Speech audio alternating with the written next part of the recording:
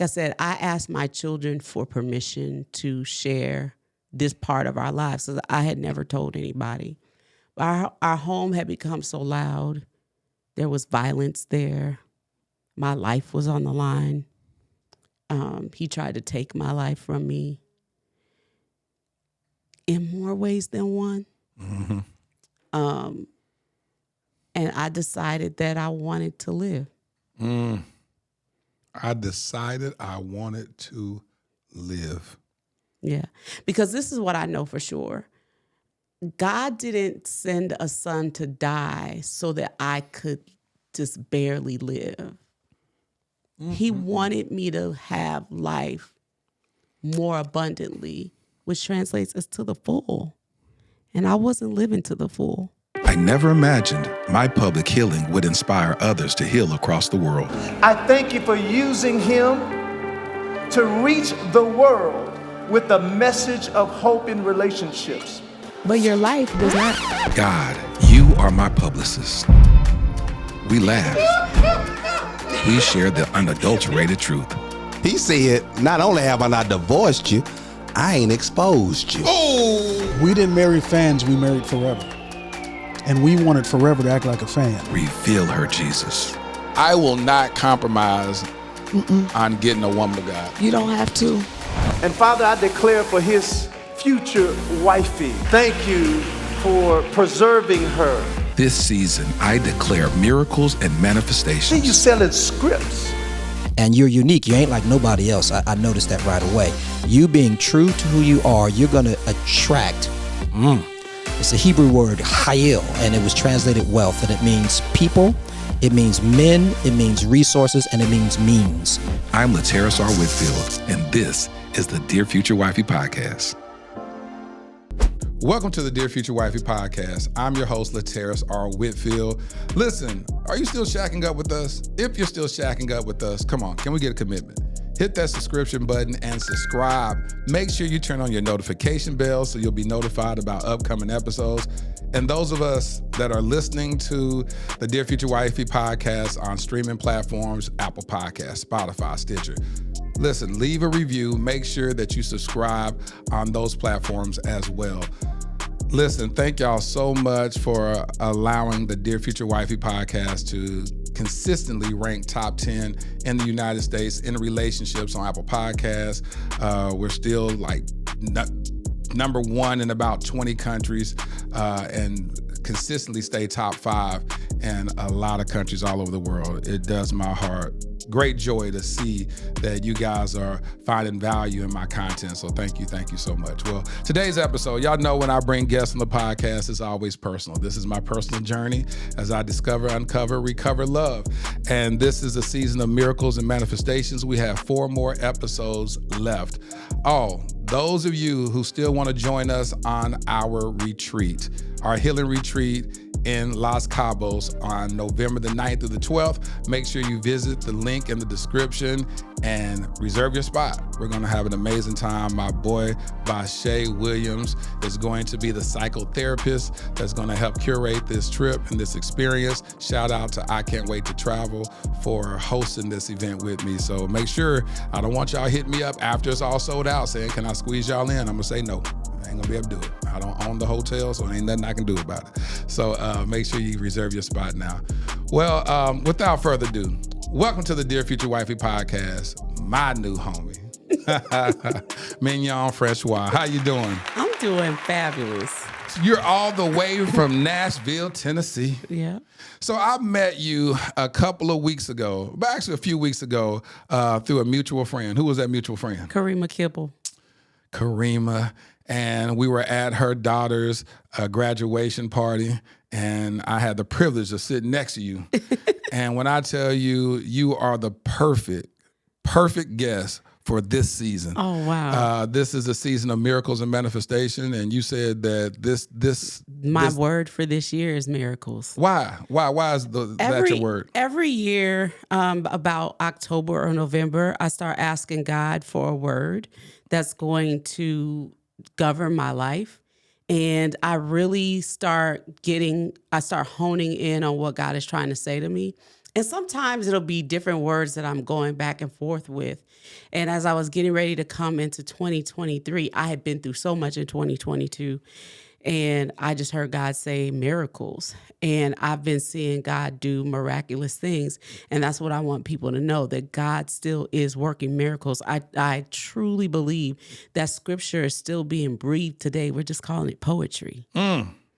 And, you know, if disciples were walking the face of the earth, we would miss them just like they did back in biblical days. And so I believe that God is still working miracles. I've watched them happen.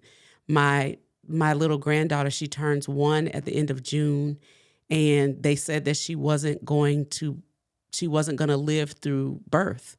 And that if she got to birth, that she was probably going to have to go straight into surgery as soon as she was born. Wow. And then she had that surgery in May, just before her first birthday. And when she left the hospital, she crawled out. They said if she lived, that she would be a vegetable in a the little incubator cradle thing. Yeah, and then in a wheelchair for the rest of her life. But her parents said no. Really? And they she crawled believed out she crawled out of the hospital. Now she's starting to walk only a few weeks later. How long was she in the She was in the hospital for 3 days. Hold on. She had lung surgery. And so they removed a piece of her lung, a mass that was growing on the inside of her body. And they said that, I think they were in surgery for about 7 hours. And she crawled. And 3 days later. 3 days later. Like you know how Jesus got up. That baby got up. And she crawled out of that hospital room. When I tell you, As soon as they unhooked her from all of the things, she was all good. God's a miracle worker. He is. And you're a walking miracle. That's what made me bring you to the Dear Future Wifey podcast, and we're going to jump into it. You know what? We were vacillating about the title of this episode. Why don't we just call it Made from Scratch? I love it. That's a cheat code. She has an amazing bestseller called Made from Scratch. And I said, you know what? Why try to reinvent the wheel? Let's just call it what it is. Yeah. Because you are the epitome of this title. And we're going to talk about that. Matter of fact, what made you name this book Made from Scratch? Yeah, I just wanted to call it Scratch at first because I saw my life as this. I was in a dream one day and I was in a deep, dark well. And I was clawing my way out of this well, like just a mud sort of well with a little water underneath. And I was so tired of being in that well, I just wanted to get out. So I began to dig my way out of the sides to make stairs to get out of the well. And when I'm coming out of the well, I see a tree just beyond me that I could wrap my arms around and I could pull myself out. And just as I'm clawing across the grass to this tree, I look back and somebody's pulling on my leg. And I'm like, where were you when I was down there? Down in that well by myself. And it was a woman, and the look on her face was, don't leave me down here. And I said to her, if I'm going to help you out, you're going to have to help me help you. And so then we're both trying to get her and me out of this well. And just as we're getting her out of the well, she looks back and there's another woman trying to use her leg to get out. And I think as women, sometimes we miss the fact that God brings us through things to pull other people out. Yes. And so as I was thinking about the word scratch and all the things that God brought me from, he showed me that he had been making me from scratch from the beginning. Because in the process, after coming up with a name, because I was thinking scratch, I've been injured, I've been clawing and trying to get out some things. Scratch is that little sore that you pick at, it becomes infected. Yeah. But God also showed me in the process of this that the line that you start a race at is called the scratch line. So from the beginning, he was making me and molding me into what he wanted me to be. I was going to have to go through some stuff. And when you put that baton in my hand on the relay, I'm not supposed to go back to scratch. But a lot of times that's what we do. We go back to scratch and run the same race that was run before us. And that had been something that I was teaching my children all along. When I stick the baton in your hand, don't go back to scratch. And a lot of times we find ourselves walking through what our parents had been through. And so when the name came up, it was finding success without a recipe. That's the thing that made it different. Everything I did, I had to get it hard. Finding success without a recipe. So you had no mentor to coach you through stuff. You just kind of figured it out on your own. Yeah. So when I started the Cupcake collection, I didn't know how to bake, not even out of a box. So you got these cupcakes. So we're gonna get on this. Well, hold on. All right. Yeah. Okay. So you have this thing where you have the sweet potato challenge. Yeah. Because if you ever meet another sweet potato cupcake, it wants to be this one. It wants to be that. It one. wants to be this one. This is a Cupcake Collection original. Well, I'm gonna tell you this. Now, I'm not a sweets person. Okay. So what you want me to do? I want you to try the sweet potato cupcake because it's not as overly Which sweet. one is that? It's the one with the cinnamon on the top. Yeah. All right. And if you love it, so what we ask people to do is just to give us their natural, unfiltered reaction. And you can't hurt my feelings because I know it's good. Well, I may not be a good judge anyway because I don't eat sweets like that anyway. But let me just see so something. if it's really good, I just want you to be able to say it's so yam good. Already. Let me tell you something. Okay. Mignon, you on to something. You should start a whole company making cupcakes. I'm telling you. I will. See, I prophesied over your life right now. This is good, and it's not too sweet. Yeah. That's the reason why I don't like a lot of sweets, because it'd be too sweet. And this right here is so yam good. So yam good, boy. And I didn't even coerce you to say that. Yeah, you should start a cupcake business. My grandmother was known for making cake. This and is good. I could call her on the phone at any time and say, Grandma, I'm coming. It would take me 2 hours to get there. And by the time I got there, she'd have a coconut cake for me. A coconut cake. Coconut is my favorite cake of all time. Dang, that's good. Thank you. So when you asked me if I had a mentor when it came to being in the kitchen, it would have been my grandmother. I spent a lot of time with my grandmother. I would snap beans with her, wash vegetables for her. Snap beans, boy. You come from the country, don't you? I'm from New Orleans. They say others may only eat to live, but in New Orleans, we live to eat. My son Armani from New Orleans. Yeah, he from New Orleans. Armani, see? There's your kinfolk over here, Armani. We'll have to do our family tree and make sure you're not my little cousin or something. There it is. So you grew up in the country. You say your grandma had you snapping peas, but she never taught you how to bake? No. And my grandmother knew that I didn't want to be in the kitchen. I was going to college on scholarship to be a doctor. I wanted to be a surgeon. Yeah, surgeon. I wanted to be a surgeon. I didn't want to have children. I wanted to be married. I didn't want to have children. And I just wanted to heal people. I never liked being in the kitchen. But I did not take the right path to follow my own dream. But I think God had a bigger dream for me. So you want to be married but not have children? I didn't want children. Were you telling guys that when you dated them that I don't want to have kids? You know what? I got pregnant when I was 17. Oh, so you had a chance to tell nobody. I didn't get a chance. I didn't take the right path to follow that plan, actually. Now, see, I almost ate the whole thing. I don't even like sweets. I'm finna finish. I don't like sweets. I'm telling you, I don't like sweets like that. But it's addictive. Yeah. You know, it's really moist. So it kept making me eat it. Well, thank you. I'm going to finish it about the end. One of the things that I love about our product is we don't do a lot of fancy names. We don't have a lot of fancy ingredients that you can't pronounce. If I wasn't going to give it to my children, I'm certainly not going to give it to you. That's good. And so when people come in, they say, well, what's the pink one? It's strawberry. Because it's pink like that because of strawberries. She said, what's the pink with strawberries? It's the strawberries that dyed that color. And what's the other ones? So you've got red velvet, which is not a chocolate cake dyed with red food coloring. That is not what red velvet cake is. And then you've got our marble cake, which to me is the perfect balance of a vanilla butter cake with our cream cheese icing and then our chocolate buttercream as well as our chocolate cake. So you have the best of 4 different worlds. So our cream cheese icing on vanilla or chocolate cake is amazing, or our chocolate icing on chocolate or vanilla cake is amazing. So I just Put them together. I married them together. And since, we're talking about relationships, the relationship between chocolate and vanilla and cream cheese and chocolate is a good one. Listen, people can't even appreciate this book or these cupcakes without knowing your story. Because when I was sitting at that table during that graduation lunch, you almost brought me to tears. I didn't know whether to cry or run around in celebration by the sheer audacity of hope and faith that you operated in. And so I want to go back and unpack all of this in front of the world.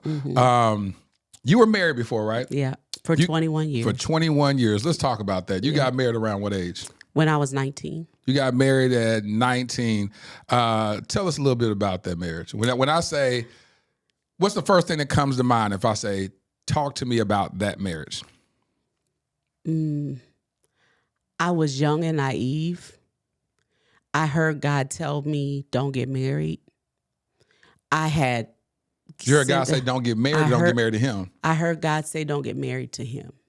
At what point in y'all's courtship? 1 month before we got married. The Really? invitations were out. We only knew each other 4 weeks before he asked me to marry him. 4 weeks? 4 weeks? 4 weeks.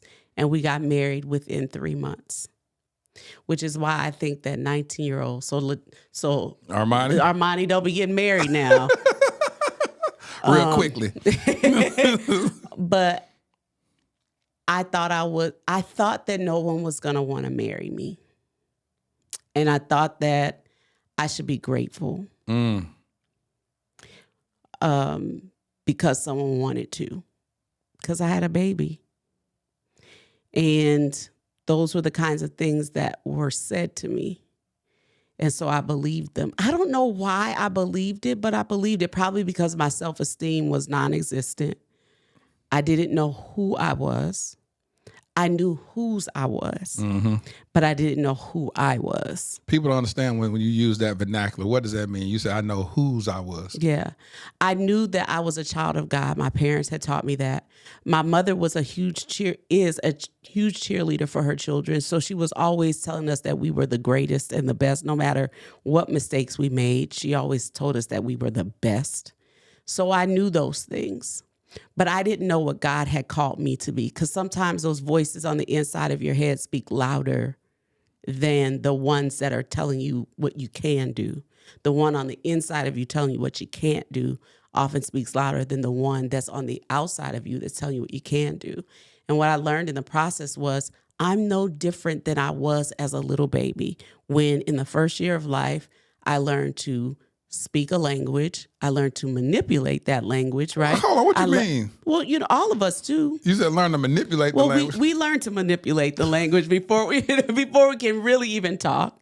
And then we learn to walk. We learn to feed ourselves. And if your parents are bilingual or trilingual, you learn all of those languages and can speak them fluently and understand. I've met little children, and my grandbabies are some of them that can even speak sign language. So they can speak sign language and they can use their voice all in the first year of life. But when we get older, we don't believe what we can do. That's good. And it's the difference between what are people championing and telling you you can do because of the fears they have on the inside of them. Facts. Or what are they saying to you, stop doing or don't do that because you're going to get hurt. But the difference is when you're a baby, there's babies that break arms. There's babies that, my grandbaby got all of her teeth knocked out of the front. And she got up again. You know what I'm saying? That didn't stop her from trying. But as adults, we get a little scratch and then we're too afraid to try something new. We're too afraid to jump off the cliff and dive. What happens if stairs appear? Or what happens if, a canopy catches you? And I think I didn't know all of that stuff in the beginning. You said you were told that no one would want to marry you. Yeah. By who? My older brother told me that no one was going to want me because I had a baby. At 17? At 17. Wrote your whole life off because he said... And my brother used to tell me stupid stuff like, you're not even mom and dad's daughter. Like, mom found you on the bridge. Like, he would say all kinds. But it's crazy how you begin to believe things that later on when you find out the truth, they don't even make any sense. Yeah. And what I learned in the process was The enemy's job is to make everything that God said sound like a lie. God dog it. Hold on, you gotta let that settle over for a little bit. That's the enemy's plan. It's to make everything that God said sound like a lie. Because he can't make you do anything, but he can convince you that these were your ideas. Yes. And that's what he was doing to me. He was convincing me that I wasn't beautiful. He was convincing me that I wasn't good enough. And I believed that nobody was going to want me. So when this man that was 11 years older than me came along and said that he wanted to marry me, and he bought me things, and he gave me flowers, and he understood how to make me feel seen, I thought that meant that he was madly in love with me and that we should get married because he asked me to. And a month before your nuptials, God said, don't do it. Clearly, I heard God say, don't do it. Now, this wasn't the first time I had heard God speak, which that's one thing that I'm trying to do with my life now is tell other people, about what they can do if they believe, but also how to hear the Holy Spirit, what that sounds like. So or where he speaks, because he doesn't speak in your ear. It's not a voice that you can hear and live, right? Yeah. You get it in your gut. Yeah, it's internal. It's that strong feeling like, ooh, yeah, I should turn left right now. And then you decide to go right when the Holy Spirit says, don't go that way. And then you're smack dab in traffic, and God knows how much you hate traffic. Yeah. And he cares about things like you don't want to be stuck in traffic. And we had gotten an apartment. I was standing by the door. My parents had taught me how to be financially free. I got punished from my first credit card at 15. My mother got me a credit card at 15 because she didn't want her children to be black children that didn't have credit. Yes. That was her goal, Yeah. right? So she wanted to teach us how to be responsible over debt. So I got my first credit card when I was 15 years old. And I had a job. I've been working since I was 10. When other little girls were playing baby dolls, I was playing business. I did not like dolls.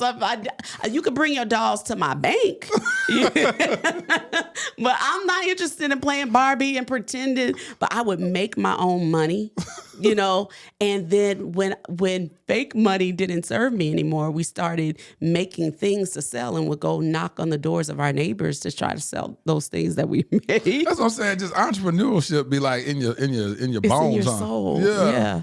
And I'd always watched my mother be leading. What was she doing? So my mother was always the branch manager at Metropolitan Life Insurance Company.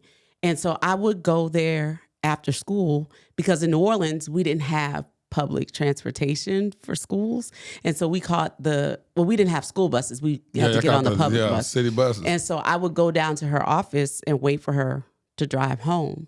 And so I would go to the cubicles of all the sales reps. They would always have stacks of paper all over, cluttered in their offices. And I would offer to file those things, and they would pay me money for that.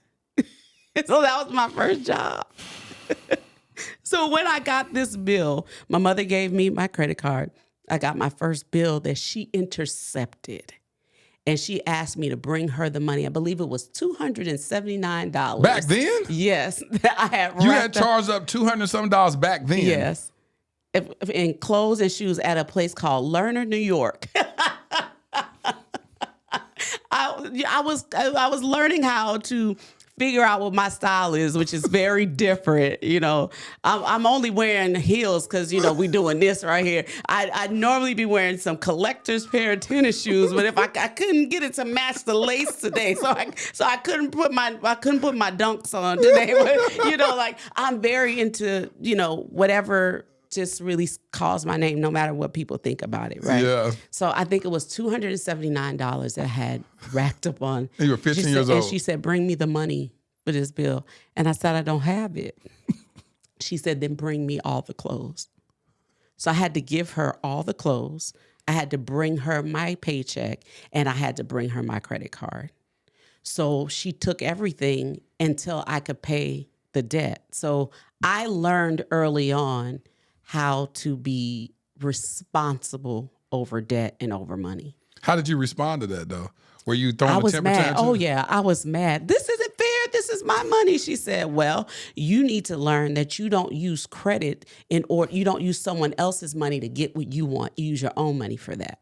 So she was teaching you to use credit to build your credit, but you'd better be able to pay it off at the end of the month. She was not a believer in carrying debt. So to this day, we've been able to build a brand that carried us through the pandemic because I understood how not to carry debt. Boy, let me tell you something. That old school teacher, right? Yeah. See, God is he is so sovereign because he taught you something way back then at 15 years old that you grabbed the lesson. You could have been disobedient. You could have got mad. It's okay to get mad, but you learn from it. You said, I'm frustrated, but I'm going to take heed to what this wisdom was. Yeah. You didn't get mad and become defiant and say, I don't care what she say. I'm going to rack up debt for the rest of my life. When I get out of here, I'm going to keep doing this. Yeah. You said, I'm going to take this lesson. I'm going to get mad about it, but I'm going to learn from it. Yeah, but being unequally yoked with an unbeliever doesn't just mean not believing in Christ, not believing the same biblically. Right. It also means not being unequally yoked with someone who doesn't believe in debt the way you believe in it. That's good. And so when God was telling me not to marry this particular person, it was because we hadn't been trained in the same way. See, my mother trained me in the way I should go so that when I was old, I would stay on that path. He didn't have parents that taught him what my parents taught me. So you got married to him, and then what happened? So you got married to him. We were in debt before our wedding day. How? What do you mean? Because he was using my credit to buy things. Oh, buy you stuff. For me. So he was using your credit to buy you stuff. And then... Or to carry our household in different ways. And I just was so young. I was so young. And I don't know that it was intentionally to hurt. I don't believe it was just surviving. He didn't know. No one ever taught him those things. And so I just think that you've got to make sure that you align yourself with people who have the same goals and desires and plans or a willingness to learn.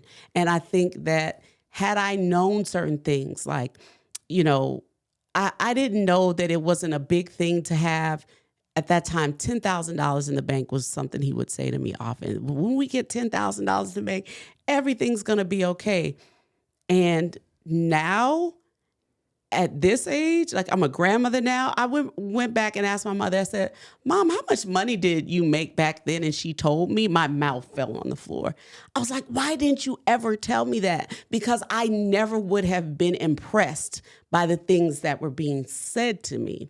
And that's what I hope that other women will hear today. Like, we're so busy being mothers and we're so busy raising our children that we forget to show them how to be out in the world. You know what I mean? Like that bit of, what do you call it? That common sense. If my mother had showed me so many things, but she was shielding us from things too. And I don't think she ever thought about the fact of the kind of life that she and my father were providing for us. And see, and that's what I want to show my sons is to literally sit down and say, these are bills. These are how much, when these lights, this is how much electricity is, this is how much this is what my income is. Look at how I have to play air traffic controller over these bills in my money so that you can see it. And hopefully it brings value. So you said, but my mother did that. My mother did that. She did show us that. But what was missing then? But my mother had a scarcity mindset.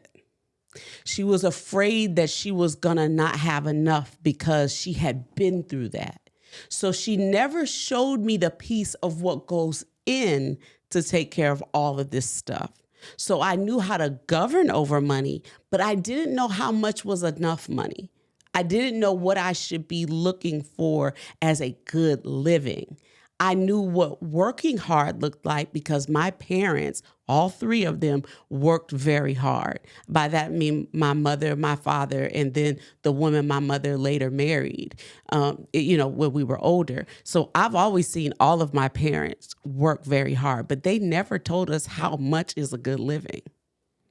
And had she told you that? Had she told me that, I feel like that would have been a game changer for me. And I hope that I hope other people listening right now who are building wealth and they're training their children in the way they should go, also pull back the curtain and show your children what it looks like to actually govern over these things that you're teaching them to manage. I'll take that challenge. Yeah, I truly accept that challenge. And so you're marrying this guy. You married this guy. 3 months after I met him. 3 months after you met him, you're 19 years old. A month before your I do's, God said, don't do it. You went through it. At what point in the marriage did you hear God's voice say, I told you? Ooh, I don't think I ever heard God say, I told you, because I believed that I got married for better or for worse. So once you get married, you believe that God says, the warning that I gave before destruction is obsolete. I honor marriage to the degree that now you have my blessing over even a wrong decision. Ooh, that's hard to hear. That's hard to hear it that way. You know, like somebody said, well, you know, what God has joined together. Well, maybe God didn't join this together. You know, I don't know, but I'm just saying I was working on what I believed. And so as you were working on it, when did you feel like? When he kicked me out of our lives. He kicked you out of his life? Our lives. How? So, you know, I believed that, and I talk about this extensively in my book. I believed that you get married for better or for worse. And who am I to say, God, this is way too worse. The promise that I made to you, God, I'm sticking to it. Yeah, because you don't eat sweets, you know. I don't at all. You know, God, this is not the kind of worse I signed up for. I believed that if you're going to take the good, you're going to celebrate the good, then you also have to take the bad and thank God for the bad. We hear it like this. We're going to thank God for the doors he opens. We also have to thank him for the doors that he closes. So I was staying in my marriage trying to do. I told you that I love the episode with April Mason. Yes. And the piece that she said that just really stabbed me in my soul was, we don't have a legacy of love. And what I was trying to actively do was break the cycle so that my children wouldn't have to. Yes. I wanted to stay in that marriage because my husband, as we call him. Husband. Because he was my husband. He had parents that stayed married. They were married, you know, I believe 60 years when my father-in-law died. 60 years. They had been married since they were like 15 years old. And he died the week before we got married. They buried him on the Friday. We got married on Sunday. Wow. They had been married. So your husband was getting married. He was. You didn't say it right. Your husband was getting married after burying his father. Yeah. 2 days prior. 2 days later. And I offered to change it? To let's just postpone the wedding. But he knew that if we didn't get married, we probably weren't getting married. Really? Oh, yeah, I believe that. So you must have shown some opposition along the way. I don't know that I just think he knew what he was doing. What you mean he knew what he was doing? Like, I don't mean to make it seem like he was manipulating anything, but he was 11 years older than me. So you felt like he was rushing you? Because you said if he knew what he was doing, he wouldn't delay it after dealing with a traumatic event. I would say that anybody who was out there watching would have said he knew what he was doing. Now, did I believe he loved me? Yes. But I think that I was young and naive, and I think that it was an impulsive thing to get married. And had we postponed our marriage, people would have had an opportunity to get to me. Because here's the reason why I did it. So, you know, I told you that I heard God say, don't get married. Right. I was just like, well, God, I'm standing in my little foyer in this apartment that we had. I'm like, God, well, the invitations went out. Yep. They already bought their tickets. People have bought gifts. That was why I did it. You didn't want to let everybody down. I didn't want to let people down.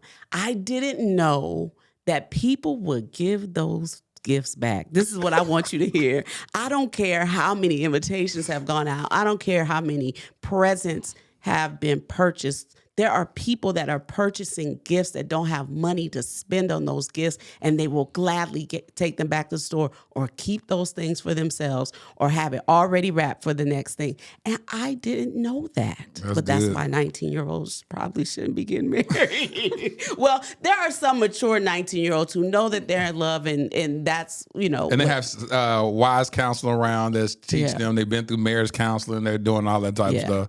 But this is a person I had never laid my eyes on before I met him. And what did your parents say? 11 years older, so yeah. He was like 30 years old. I think they let me make the decision. I don't think that my parents loved it, but they also knew that I was a child that was going to do what I wanted to do. And I think they just wanted to support me. You was real stubborn. Yeah.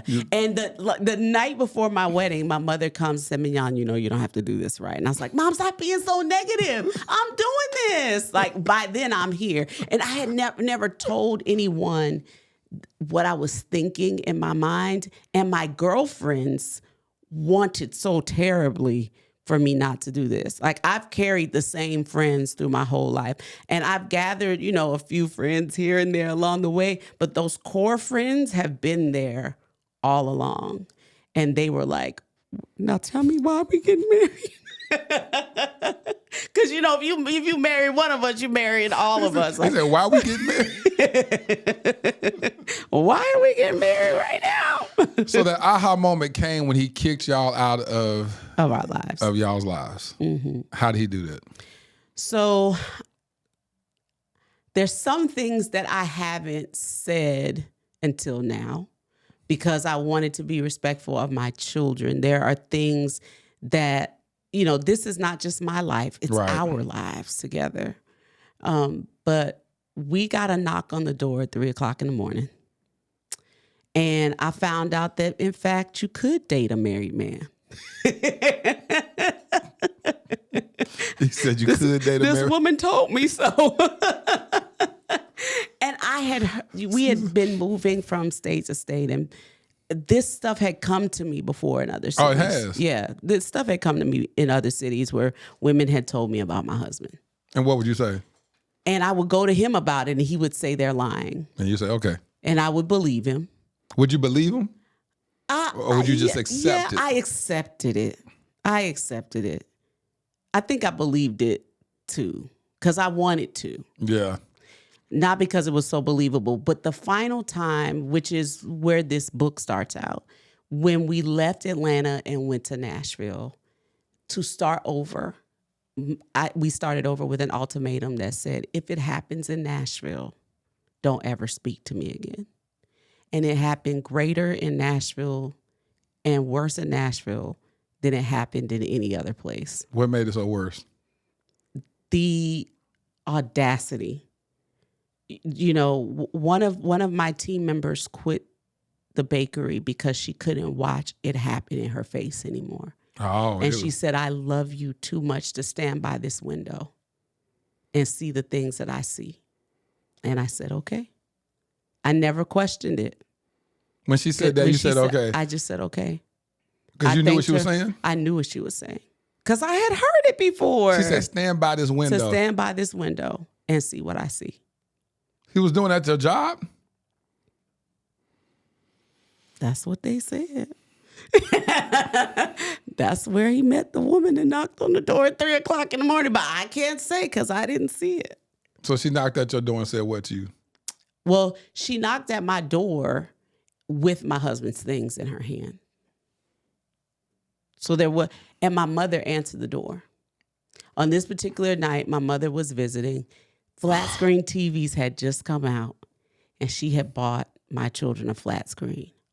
All of my kids were home. Even the ones that were away at school were home.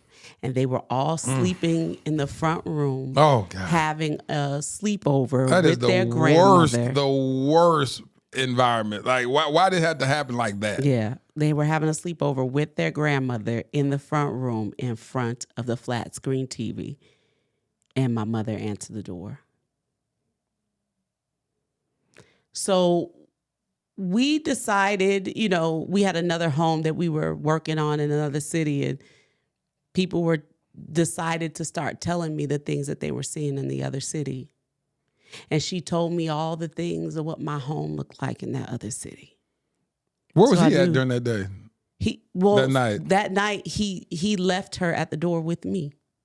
Oh, he was home. He was home. My mother came and knocked on the door and said, Francois, someone is at the door that says she's your friend. She said, your friend. And so I'm always waiting for the ball to drop in my life. You know, I've had so many things happen in my life that shock and surprise me and take the wind out of me. So I'm always waiting for the ball to drop. And so hold on, let me rewind this. So even in this to death do we part, we rock in the marriage for the rest of our lives, you're saying in the back of your mind you was always waiting for the shoe to drop? Always waiting. And it could have been anything. So someone knocking at the door at 3:00 in the morning, I thought it was a bill collector. Oh, okay. I thought it was some contractor who wanted their money. You know, we have a story of lack. We have a story of, you know, not ever being able to make ends meet. So, you know, somebody knocking on the door, I really don't want to know what it is. I'm like trying to put the pillows over my head. I'm trying to cover up my head. And so I turned over and my mother said, Mignon, get up. I said, I don't want to. She said, get up. I think you would like to go to the door. So I'm just like, oh, I don't feel like it. You know, I'm a grown woman, like, you know, throwing a temper tantrum, going to the door. And I did what I saw was something at that point, we had been married for 17 years. And I asked her who she was. And I said, tell me who you are. She said, ask him. I said, I'm asking you because you're on my porch. And she said, well, you can call me. You have my number. She had been blowing up our house phone so much the night before that I got ready to answer the phone, and that was the last time it rang. And it was her. She was waiting for him to come, for them to have a date, and he didn't show up. He stood up, and she said, I'm going to come to your house. Yeah. And he had been trying to pick a fight with me that whole night. So he can get an excuse to walk away. Well, I dated a woman that used to do that mess. I said, why you be making fights? Yeah. It dawned on me like 6 months later. I was like, God, dog, this is what you was doing the whole time. Yeah. You'll start a fight to build space because we ain't going to talk for some hours or whatever. And then you can go off and do what you need to do. Mm-hmm. And then I said, boy, there's some shady people in this world. Yeah. And this in Nashville, where I said, if it happens in Nashville, don't ever speak to me again. And I still stayed. Oh, and so when that happened, that was 17 years in. So when that lady showed up at the door, then what? I still stayed. How did you reconcile that? Did the he things say, that he said? What did he say? I got to hear this. I'm sorry. God told me to stop. You know, he showed me in the Bible that he was gonna, you know, bring all this stuff out to life. So was he saying he stopped the day before? That's why he didn't show up? No, he was sorry. Oh. That he wanted to work on things. And so did I. I mean, I was trying to break the cycle. How many kids y'all have at that time? So we have 6 at that time. They had 6 kids. 5 of them were his biologically? No, 4. So 3 of them were a wedding present. It's a wedding present. Yeah. One of them was mine that I had when I was 17. And then we had 2 children. Okay. So he brought 3 to the marriage. Mm-hmm. And then so he said, I'm sorry with this. Did y'all go through counseling or anything? I know back in that day. We went through counseling. 'Cause, you know, back in those days, people wasn't, it's over the last few years that counseling is popular in the black community. Yeah. But y'all went through counseling. We went through counseling. Counseling outside of a church, or was it within the church? But okay. Our counselor was a doctor. He was a psychologist in the church. So he was on the ministry team. So our church had a professional on the team. And so y'all went through counseling. The marriage was restored? No, I think that my business took off. We started the business knowing that he wanted a divorce from me. Hmm? Yeah. So this is about that same time when I said how, I remember coming back from that door in silence at 3 o'clock in the morning, walking that. We have like a 25-foot hall down our house. I remember just walking that green mile. Walking the mile, the green mile, walking the mile, green mile. That was me. And I just remember going into the room and saying, I just got one question. Why? And that's when he opened the Bible and showed me this Bible verse where God had said something like, you've been roaming the earth like a dog. And I was like, oh, it's worse than I think. And I just climbed in the bed and turned my back, and I remember not saying anything. Rage began to build on the inside of me over the next several weeks, to the point where my daughter had left some clothes in the dryer. And I had been saying, stop leaving your clothes in the dryer because I don't want to have to take your clothes out if they were wet and, I have to rewash them. And when I'm trying to use the dryer, you using the dryer. Yeah. I had the same conversation with LaDarian this past weekend. I mean, that was yesterday. I said, I keep telling you, but I told him to wash his clothes. And I said, why you supposed to wash your clothes on Wednesday? He said he was going to do it on Friday. But I said, you need to wash your clothes. I said, now it's time for me to wash my clothes. Your clothes sitting right over here. And I said, that's just so frustrating. So I'm glad that I'm not alone in this. Yeah. I feel seen. And So I was screaming, You took it all out Lauren, on that. get your things out of the dryer. So Lauren comes into the room like, Mommy, Just clothes and it's dry. clothes in the dryer. And I just go off. Y'all don't respect me. All that I do for y'all. She said, Mommy, it's clothes in a dryer. The wire hanger. Mommy dearest. And I remember my mother was sitting in the kitchen in silence. I remember going into my room and I slammed the door so hard, but it wasn't hard enough for me. So I opened the door and I slammed it back, and I opened it and I slammed it. I opened it, I slammed it until the door broke shut with me on the inside. So then I'm trying to get out of the room. I'm yanking on the door and I couldn't get out. So I decided that I'm going to pick up something and I'm just going to start throwing things. And I picked up something to throw at my mirror. And I said, no, I don't want to break that because it took me a long time to get that mirror. I had just had these mirrors installed that I had been waiting to get for a really long time. I said, no, don't do that. So I said, let me go throw it. I'm literally going through this in my head. I'm going to throw this at the TV. Well, that would be stupid because you love TV. Do not break that TV. So I didn't have anything I could break, and I'm stuck in the room, and I just broke down in tears. And then one of my sons came and opened the door for me. And my mother was sitting there in tears, crying, asking me why would I choose to stay like this. And we decided that we were going to get a divorce. But how am I supposed to take care of myself when my whole life has been taking care of your children?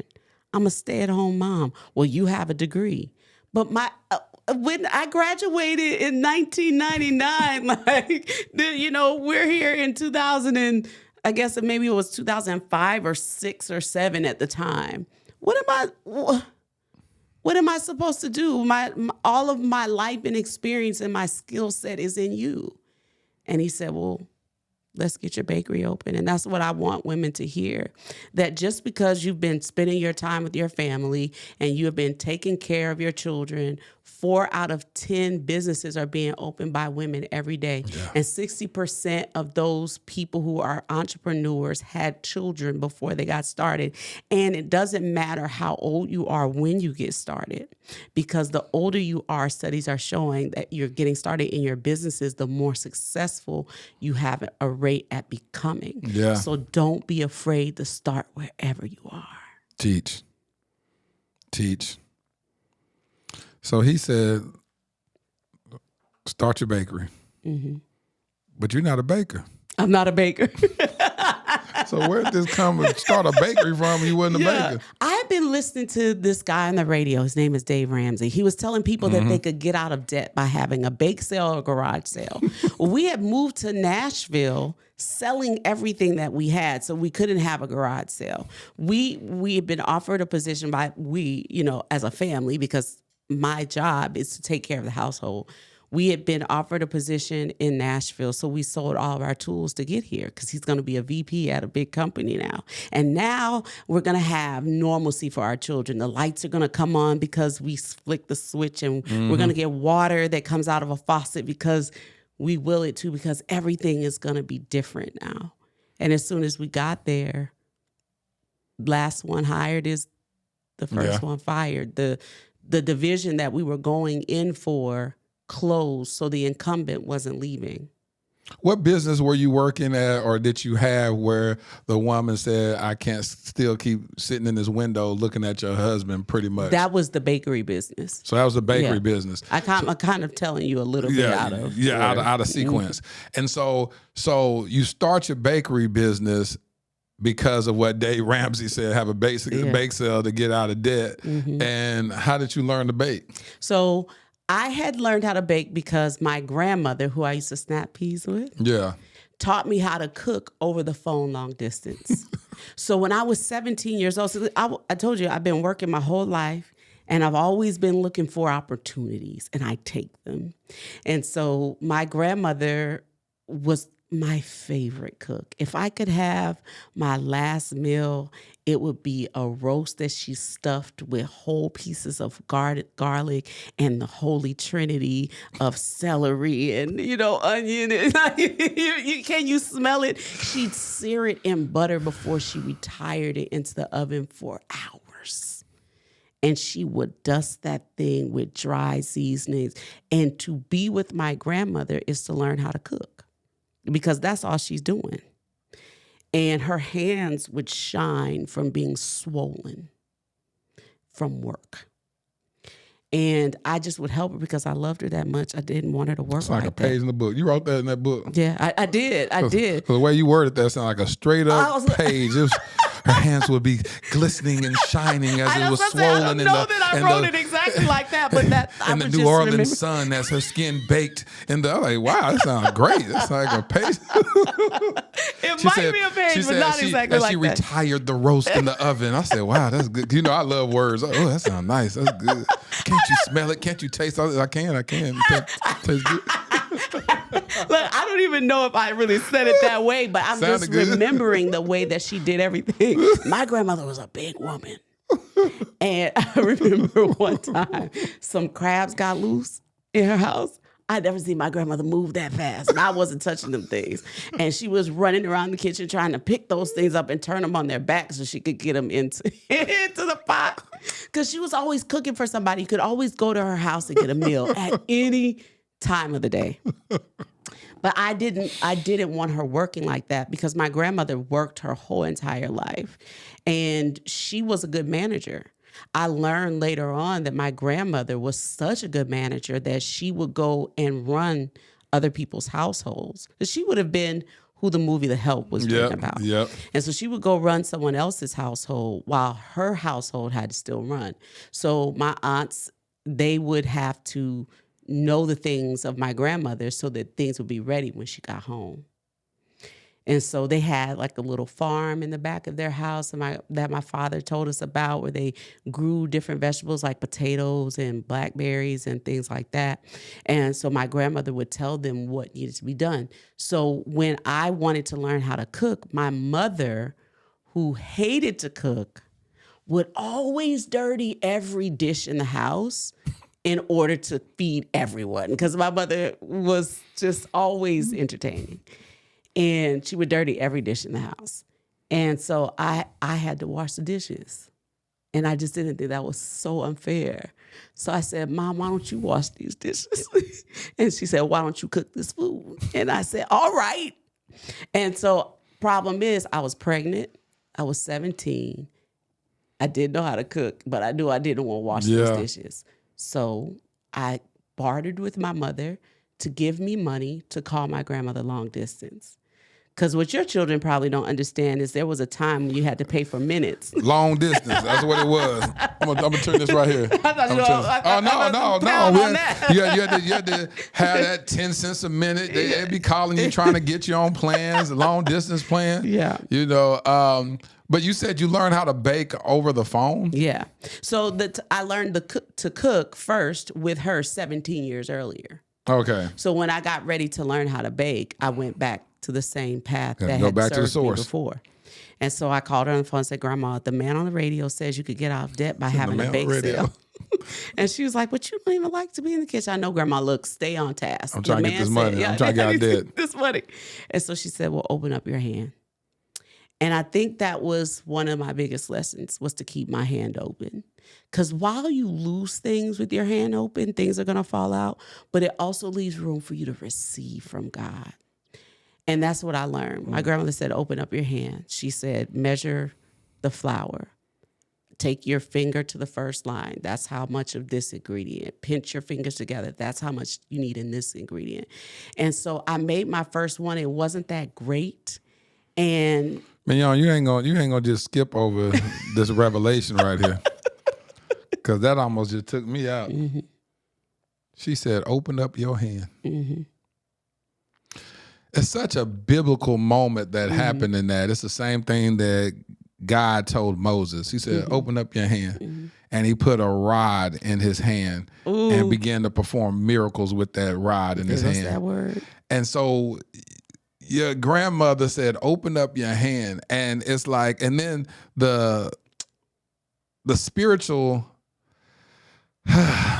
side of that, like you said, is that you were losing so much in this moment. But if you focus on what you're losing with an open hand, you'll forget that as long as your hand is open, God will put stuff in it, you can receive it.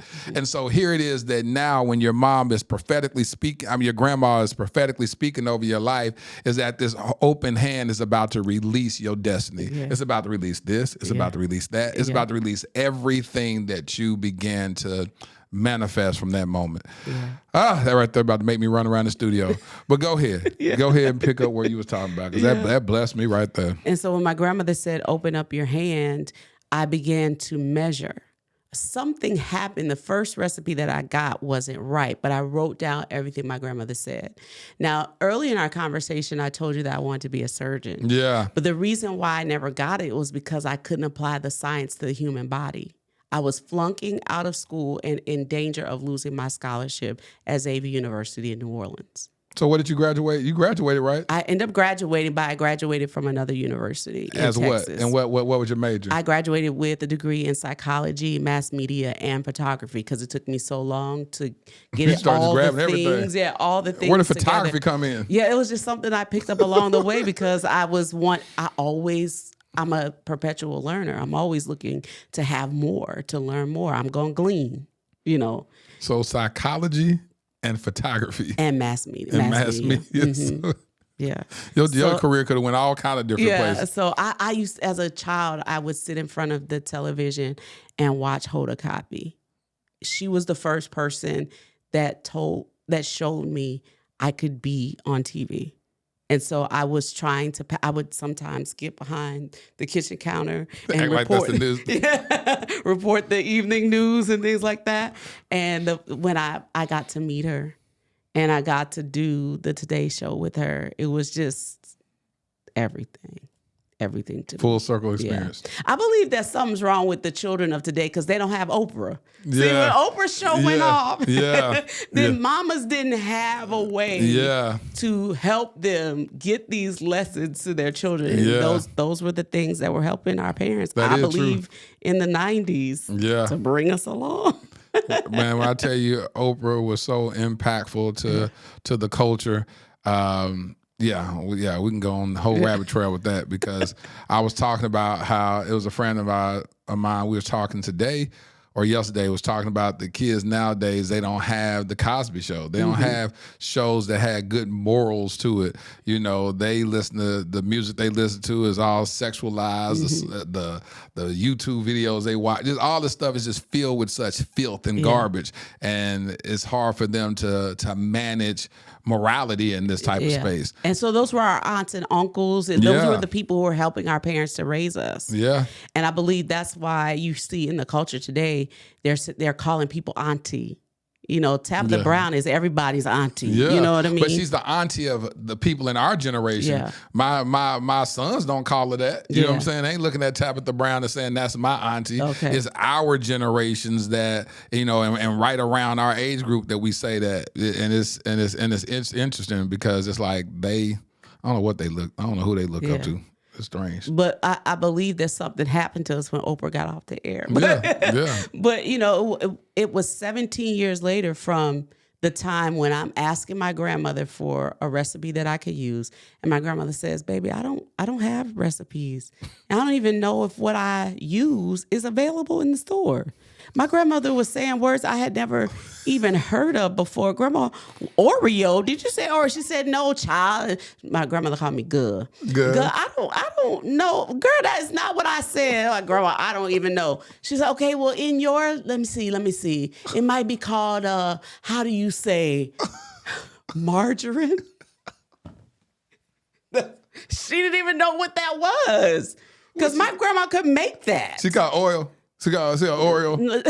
Oreo. There was something called Oleo or Olean, one of those, which would have evolved into margarine in our day and age. And my grandma was like, you know, they sell that stuff in the store. Oh, she would make it from scratch? Yeah, my grandmother made stuff from scratch. She said, what they call it? What they call that on? I saw a commercial the other day. They call it Yeah, because my grandmother was on her soap operas.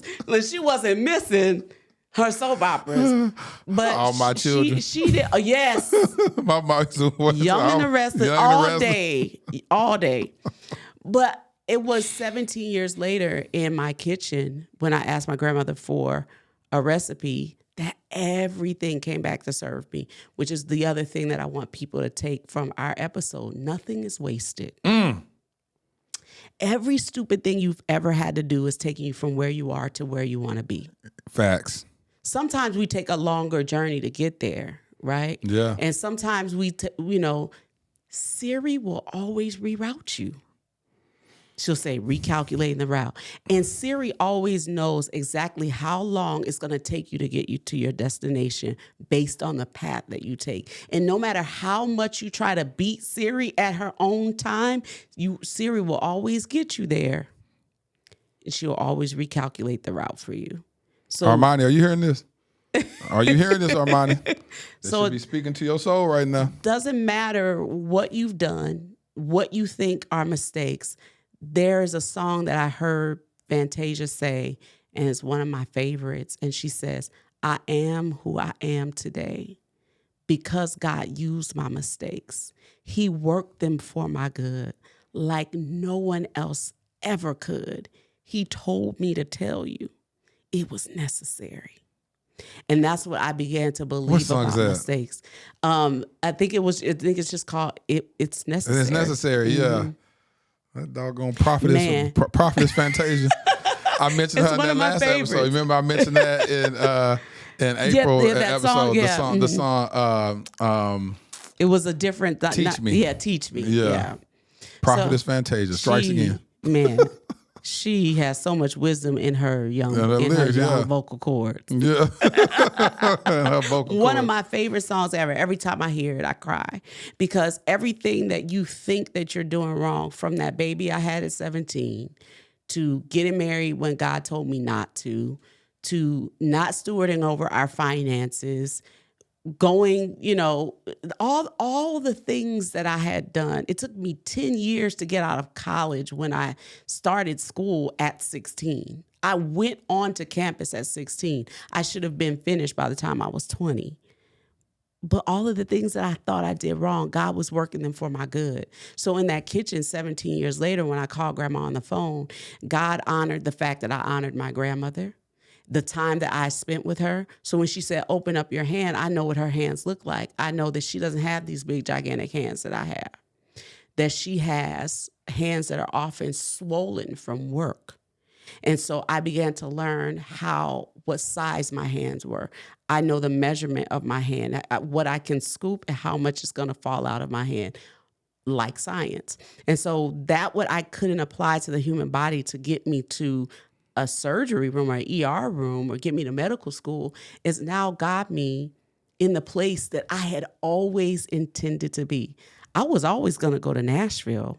I just was planning to go to Meharry Medical School. And Meharry Medical School is just off Jefferson Street in North Nashville. You finna watch God's Divinity. Go ahead. And my home where I opened that bakery is just off Jefferson Street in North Nashville. You better teach. I was always going there.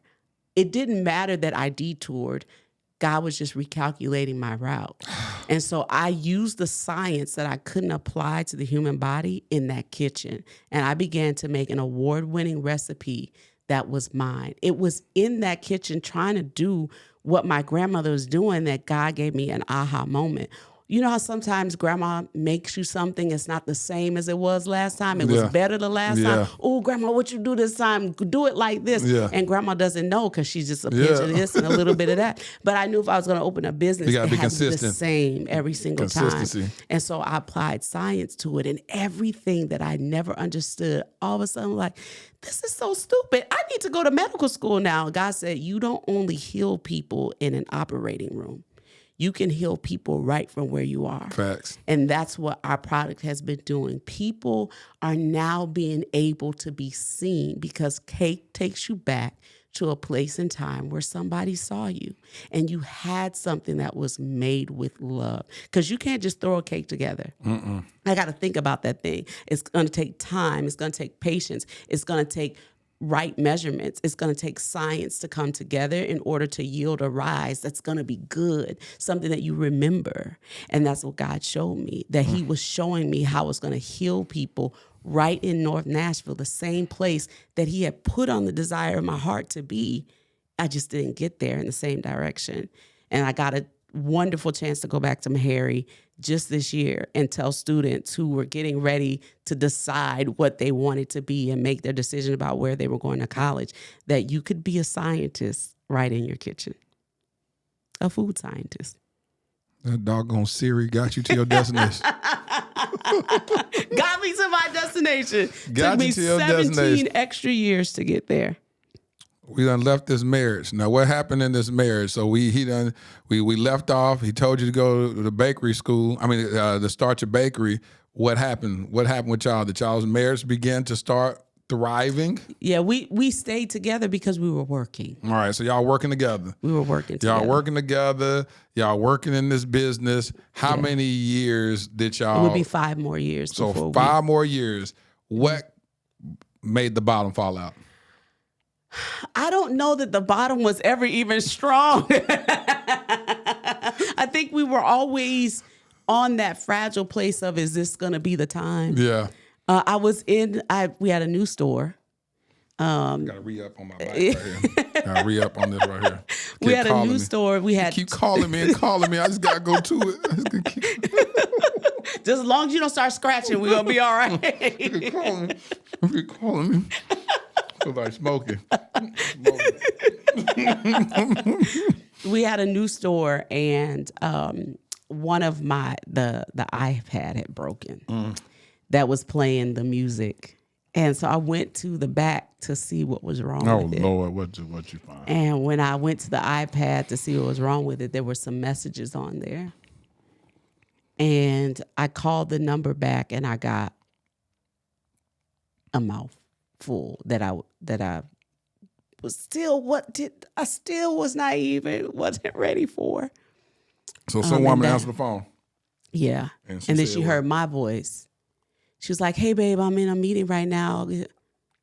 This is his wife." And she hung up the phone. And then what? That was the beginning of truly the end. Our home had been so loud. And some of it you'll have to pick up the book to read, just because like I said, I asked my children for permission to share this part of our lives because I had never told anybody. Our home had become so loud. There was violence there. My life was on the line. He tried to take my life from me in more ways than one. Mm-hmm. And I decided that I wanted to live. I decided I wanted to live. Yeah, because this is what I know for sure. God didn't send a son to die so that I could just barely live. Mm-hmm. He wanted me to have life more abundantly, which translates as to the full. And I wasn't living to the full. And so I walked out of the door on October 31st, 2014, and I never walked back. You left the house? I left the house. So you got your kids. I was kicked out of the house. And you left him with the house. Mm-hmm. And where did you go? I went to a hotel that my son's girlfriend worked at? Provided for me. Oh, she paid for it. So yeah, she said, financially, where were you in that point when you left? I was in a stable place where I could take care of myself, but she knew that I was going to need help. Yeah. Like I was broken. So she got a hotel for me and said, just go rest. Were your kids out the house at the time they were but my children were growing up. Yeah. I have one child who's 5.5 years younger than everybody. So he was the young one going through all of this turmoil, watching his parents go through all this turmoil. And the one next to him was graduating from high school. So those two was with you. Mm-hmm. So you're staying in a hotel. How long did it take for you to go and transition and get your own place? All that stuff happened pretty quickly. So my baby son, had been walking to the bus stop in our neighborhood, and he had come home and said, "Mommy, I found you a place to live." My children were always aware of what I needed. And so he picked out a place that he wanted us to live. He did. He did. And he graduated in 2019. So how old would he have been in 2014? That he was probably in the 7th or 8th grade. And he picked out a place for us to live. And you went and moved there. And so I went to the place. It was so expensive. And my mom was like, "Mignon, how are you supposed to do this?" I was like, "If God opens the door, Mom, I'm going." And so I had seen God move for me in miraculous ways before, where he had wiped out my credit score in order for someone to open the door for me in other ways. So I didn't need him to do anything but bring one of these apartments out of construction. It was a brand new place. It was brand new? They were brand new. They were building. It was $2,500 a month. So your son was a little high maintenance, huh? Well, he kept seeing this nice place. I'm like, "Mom, we gonna live here." Yeah. And you went and pursued it. I went and pursued it. He had been looking at this place on my behalf. And so was that a place that you would normally look at? A place no, that's expensive? because I would have never thought I could afford it. Yeah. It was $2,500 a month for a 2-bedroom apartment. And my mom said, "Mignon, how are you supposed to?" I said, "If God opens the door, I'm going to take it." They took the apartment out of construction in order for me to move in. So by that, I mean, they put everybody on getting this one apartment ready so that I could move in. And they had that apartment ready for me in a few days. A few days? A few days. They were close to. Yeah. They were close to completion. They had that apartment ready for me in a few days, and we moved in. So y'all were one of the first people to move into that little area? Into the whole entire division. Yeah. Yeah. They had other smaller apartments ready, but I needed a larger one because I had 2 children, and my daughter had just had a baby. So, I needed something a little bit bigger. So they took it out of construction so that we could move into it. They said, as long as you are willing to work with us to fix the little things that might become broken, you can go ahead and move in. And those people didn't ask me for anything. What you mean? Ask me anything? Literally, there was no hoops to jump. And when God gives There was you no something, application? he doesn't add no trouble to it. I filled out the paperwork. I didn't have to wait for an approval. Because when God does it, he lets you know, oh, this is me. Oh, God. And it's clear. That's blessing somebody right now, but it's somebody that needs to hear that. I'm telling you, Mignon, I knew you had to be here for a reason. Yeah. This is miracles manifestation, and the anointing of God is all over you. Let me tell you something, because people still don't know. We ain't even got there. We ain't even got there yet. And we're gonna push this story ahead. I didn't even know about that story, so thank you for the bonus. There's a bigger one where I knew that God would do that for me because I had seen him do it twice before in a much bigger way than that way. What? Talk about it. So when I first decided that I wanted to leave, I told you I'm kind of just telling you the story because they got to get the book in order to get all the pieces together. But I had decided to leave, and I didn't. When the woman came and knocked on the door, I told you I stayed 5 years after. But after the thing with my daughter in the laundry basket, my children had gone out looking for me a place to live. And they decided to come home. This was the day that the woman knocked on the door. They had been out looking for me a place to live. Like, I'm not leaving y'all's daddy. What is wrong with y'all? I'm not going nowhere. And they said, we found you a place. They found me a place to live. And so I said, take me to that place. And so they all piled in the car. They were so excited. It's brand new construction. God was always putting me in a new thing, which right now in this moment, I hear God saying to tell somebody the way that he blessed me is not the way he's going to bless you. Because God said, I do a new thing. And sometimes we're standing on the edge of the Red Sea waiting for it to part. And God said, I did that already. You got to look forward and see the new thing that I'm getting ready to do. And God was always putting me in a new thing. And so this new construction was up and ready, and I pulled up. I was like, oh, this is nice. And my children had never lived in a home that wasn't complete of any kind of construction. Because, if the cobbler's children have no shoes, and the construction workers' children, they don't have walls. They don't have flooring on the floor. You know what I mean? Yeah. If the hairdresser's child's hair is all over her head, you know what I'm saying? Like, this was my children. So we pulled up to this place. It was so nice. And I told them to stay in the car. After we looked at the whole place, I told them to get into the car. I need to go talk to the lady. And so I said, I need to leave my husband. I don't have any credit, but I have money and I can pay for it. And she said, okay, fill out this application. I told her everything she was going to find on my credit application. And she said, I'll get back to you as soon as I can.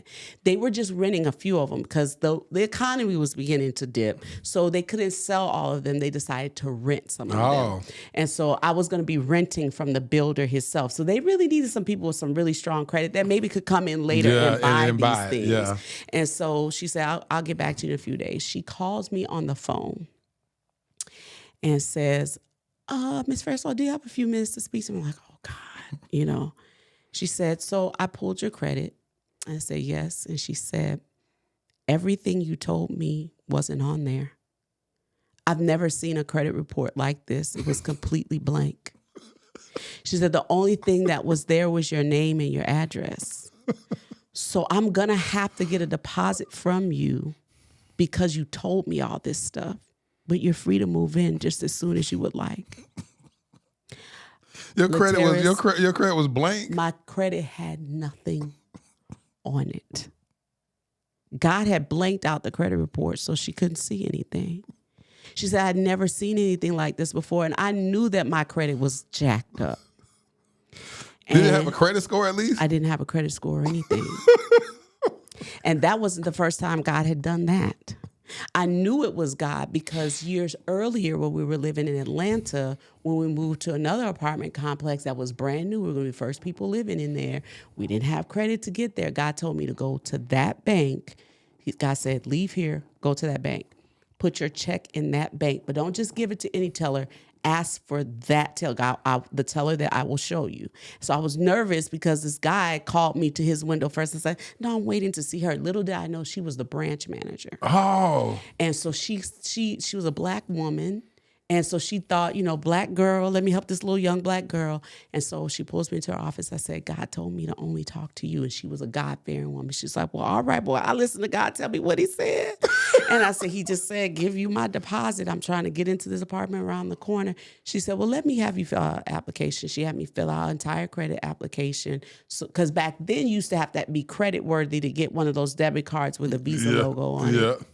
And she said, let me go ahead and pull your credit and I'll get you a credit, your bank account open. I was just praying, God, I don't know what she gonna find. God, this is me. And she comes back and she's got everything. Her baby, here, sign this, fill out that. Here's your, honey, you don't have a credit score. You're too old for that.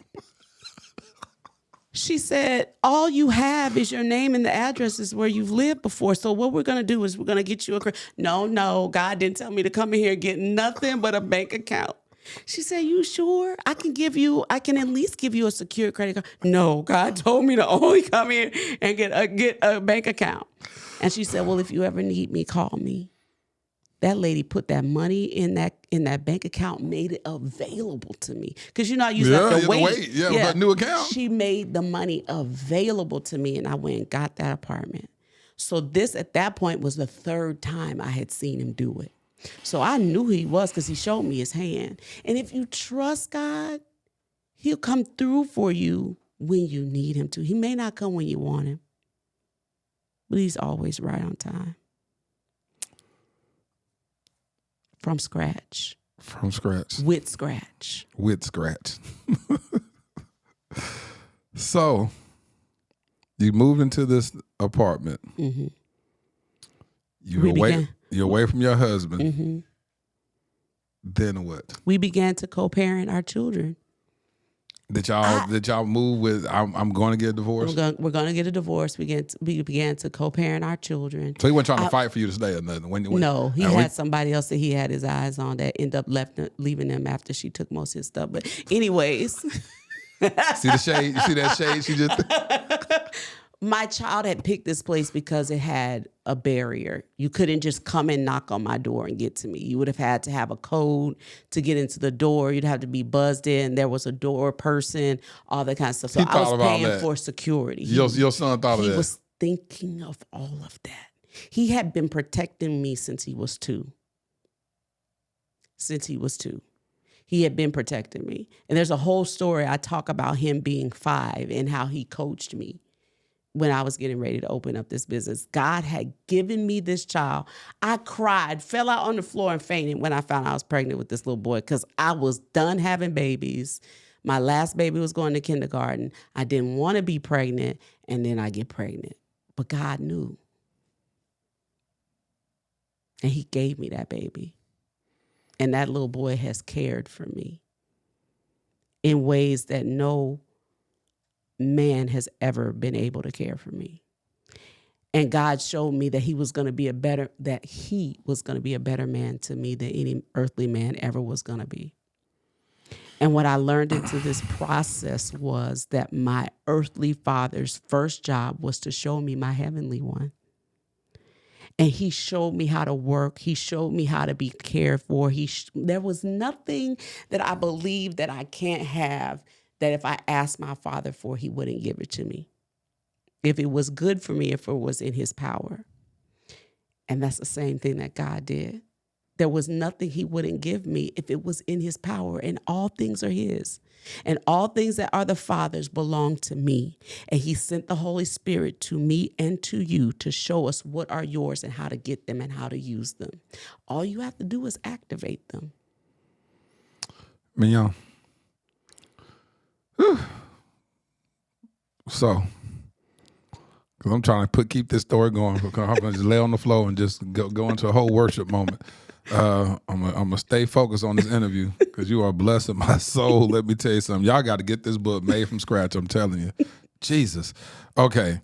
So how long did it take for the divorce to become final? Yeah. It became final in May of 2015. From what day did you leave? I left on October 31st of 2014. So the day that the judge granted our divorce, I had to move back and live with him again. Wow. Because I needed to. So the house that my son had found for us, it was really expensive. I needed to find something a little more Cost affordable. effective, yeah. And my son was telling me things that were happening on the inside of the house. I needed to go help keep our house alive. Mm-hmm. So I moved back into the house to help make ends meet again. With your husband that you was divorcing. And then how'd that work out? I lived in another room, and he lived in the master bedroom, and he would go out on dates, and I would be hurt. And I wanted my husband to see me. I still wanted him to see me. And that's when God began to heal me. At that time, you were married for how many years? 21. 21 years. Mm-hmm. And you said, and God did what in that moment? God allowed me to see that he was going to be a better man to me than he ever was going to be. That it was okay, that I had tried to stay for better or for worse. That if he wants to walk away, let him walk. And TJ says it like this: your destiny is never tied to someone who will walk away from you. There it is. And so I went back to the house in order to help make the ends meet. And I stayed there for about 2 months because I felt really bad that my children that we had given birth to together were going to now be living in a split up household. All of the other children had their parents, right? They had a household where a mother and father. And I learned in the process as we were going through counseling for our children later on, my daughter had been praying for our divorce since she was 7. She said, what you didn't know is I was asking God to let this be over.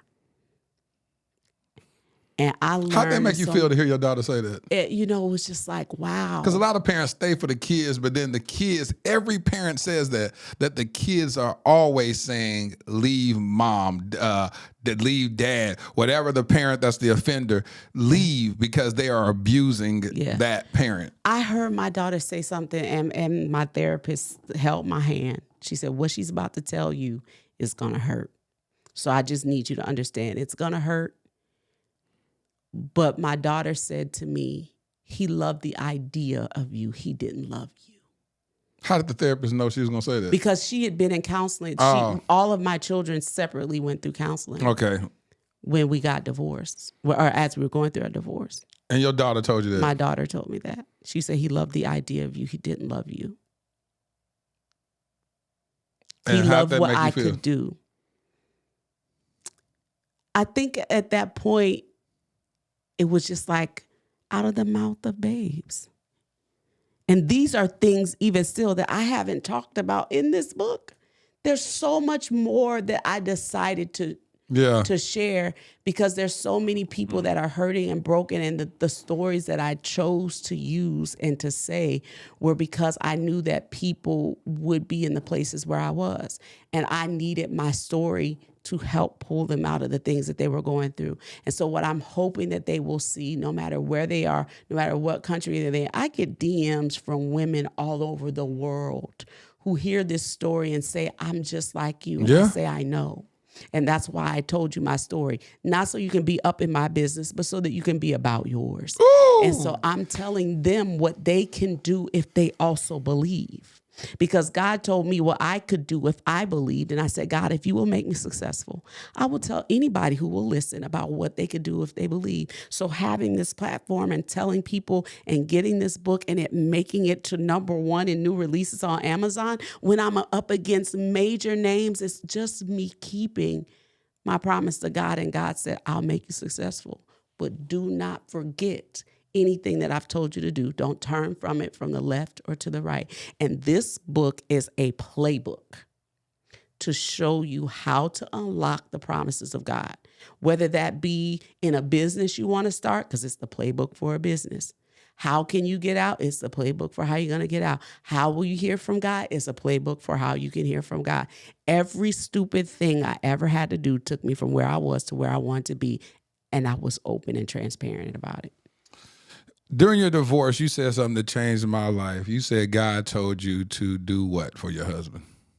To give him whatever he asked for? Oh, yeah, that part. He told me, so we were going through a messy, nasty divorce with a big old smile on my face. Not that I wasn't broken and crying on the inside, but that I had a store now The people were coming here for joy. And when people, you know, when people say, "How you doing?" they really don't care. they you know, it's really just kind of like rhetorical question. Yeah. How you doing? Yeah. Well, to be honest with you, my husband just left me. My kids going crazy. My little nephew got locked up in jail. Yeah. Like I said, like, Lord, I did not ask you all that. What they wanted was what the joy that I That could you was give. giving. Yeah. Yeah. So I would go on the other side of my house and weep. And those girls who were working with me then sometimes even didn't know what I was going through, because they had their own things that we're trying to piece together, you know, something for their lives as I'm building a business and a brand. I started this thing for field trip money. I started this to be able to have the lights come on. I didn't know it was going to be careers for people. I didn't know we were going to put people through college. I didn't know that we were going to mentor other people and show them how to open businesses. I just was trying to get field trip money. So you saying God told you to do what? God told me to give him whatever he asked for, and that whatever he takes, he would repay. Do not take vengeance. Vengeance belongs to me, and I will repay. And everything that he takes, I will give it back to you. And what did he ask for? And he tried to take everything. Did you give it to him? I gave him everything he asked for and more. I even purchased him the house that we were living in. He got that. All of the things that were on the inside of it. You gave him the house. You know, it's very uncommon for the woman to give the man the house. Yeah. Well, we had two. So we had that one, and we had the one that my business was in. And I bought him out of the business house as well. So you gave him the other house, bought him out of the business, and then what? The business was mine. I bought him out of the house. The house, because it was real estate. Your business is in a house. Yes. And so you bought him out the equity. Yeah. Here, bye. And also the people who had liened the house that he owed money to, I also paid those things. So he took out a lien against the house and you paid his debt off. Well, after that, were you in a good situation financially to still be able? Did you have to scratch your way up again? I was scratching my way the whole time as I was trying to figure all this stuff. The house didn't appraise for what we thought it was going to appraise for. So I was then paying him out of my pocket every week in order to pay the debt, because I wanted my husband to see me. What do you mean by that?